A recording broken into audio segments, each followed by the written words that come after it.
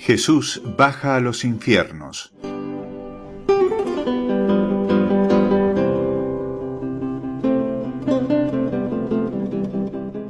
Cuando Jesús, dando un grito, expiró, yo vi su alma celestial como una forma luminosa penetrar en la tierra al pie de la cruz.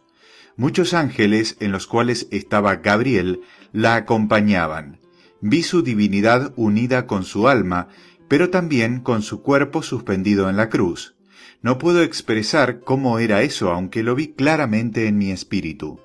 El sitio donde el alma de Jesús se había dirigido estaba dividido en 3 partes, eran como 3 mundos, y sentí que tenían forma redonda, cada uno de ellos separado del otro por un hemisferio. Delante del limbo había un lugar más claro y hermoso. En él vi entrar las almas libres del purgatorio antes de ser conducidas al cielo. La parte del limbo donde estaban los que esperaban la redención estaba rodeado de una esfera parda y nebulosa y dividida en muchos círculos. Nuestro Señor, rodeado por un resplandeciente halo de luz, era llevado por los ángeles por en medio de 2 círculos.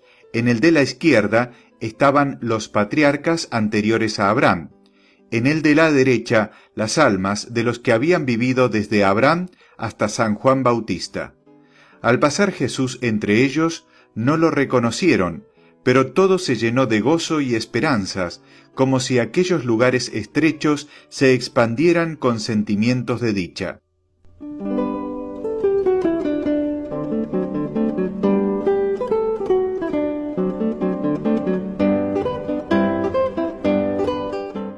Jesús pasó entre ellos como un soplo de aire, como una brillante luz, como el refrescante rocío.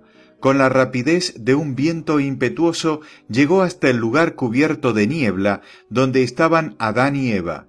Les habló, y ellos lo adoraron con un gozo indecible, y acompañaron a nuestro Señor al círculo de la izquierda, el de los patriarcas anteriores a Abraham.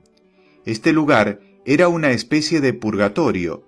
Entre ellos había malos espíritus que atormentaban e inquietaban el alma de algunos.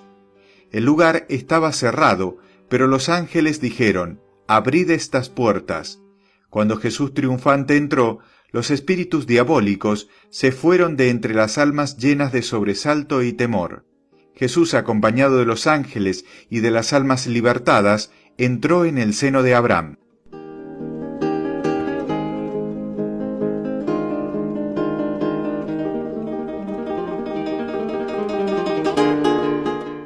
Este lugar me pareció más elevado que las partes anteriores, y solo puedo comparar lo que sentí con el paso de una iglesia subterránea a una iglesia superior.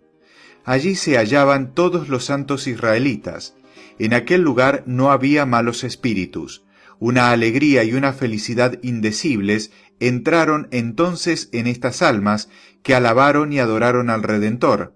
Algunos de estos fueron a quienes Jesús mandó volver a la tierra y retomar sus cuerpos mortales para dar testimonio de él.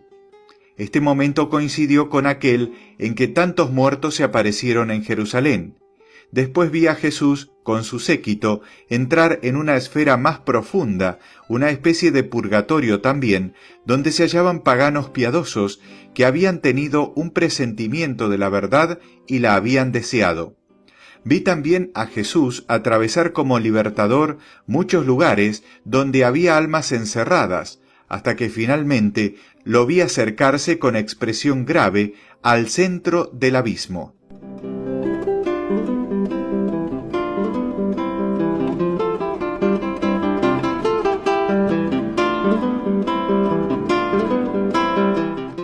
El infierno se me apareció bajo la forma de un edificio inmenso, tenebroso, cerrado con enormes puertas negras con muchas cerraduras. Un aullido de horror se elevaba sin cesar detrás de ellos. ¿Quién podría describir el tremendo estallido con que esas puertas se abrieron ante Jesús? ¿Quién podría transmitir la infinita tristeza de los rostros de los espíritus de aquel lugar? La Jerusalén celestial se me aparece siempre como una ciudad donde las moradas de los bienaventurados tienen forma de palacios y de jardines llenos de flores y de frutos maravillosos.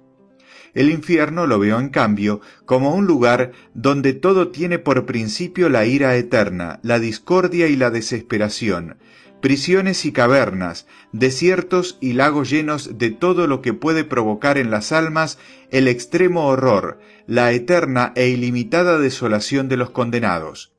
Todas las raíces de la corrupción y del terror producen en el infierno el dolor y el suplicio que les corresponde en las más horribles formas imaginables. Cada condenado tiene siempre presente este pensamiento, que los tormentos a que está entregado son consecuencia de su crimen, pues todo lo que se ve y se siente en este lugar no es más que la esencia, la pavorosa forma interior del pecado descubierto por Dios Todopoderoso. Cuando los ángeles, con una tremenda explosión, echaron las puertas abajo, se elevó del infierno un mar de imprecaciones, de injurias, de aullidos y de lamentos. Todos los allí condenados tuvieron que reconocer y adorar a Jesús, y este fue el mayor de sus suplicios. En el medio del infierno había un abismo de tinieblas al que Lucifer, encadenado, fue arrojado y negros vapores se extendieron sobre él. Es de todos sabido que será liberado durante algún tiempo, 50 o 60 años antes del año 2000 de Cristo. Las fechas de otros acontecimientos quedaron fijadas, pero no las recuerdo, pero sí que algunos demonios serán liberados antes que Lucifer para tentar a los hombres y servir de instrumento de la divina venganza.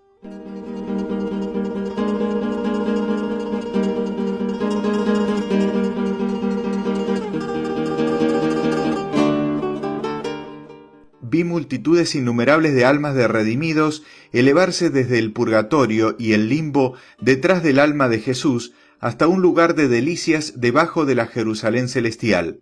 Vi a nuestro Señor en varios sitios a la vez, santificando y liberando toda la creación. En todas partes los malos espíritus huían delante de él y se precipitaban en el abismo. Vi también su alma en diferentes lugares de la tierra, la vi aparecer en el interior del sepulcro de Adán, debajo del Gólgota, en las tumbas de los profetas y con David. A todos revelaba los más profundos misterios y les mostraba cómo en él se habían cumplido todas las profecías. Esto es lo poco de lo que puedo acordarme sobre el descendimiento de Jesús al limbo y a los infiernos y la libertad de las almas de los justos. Pero además de este acontecimiento, nuestro Señor desplegó ante mí su eterna misericordia y los inmensos dones que derrama sobre aquellos que creen en él.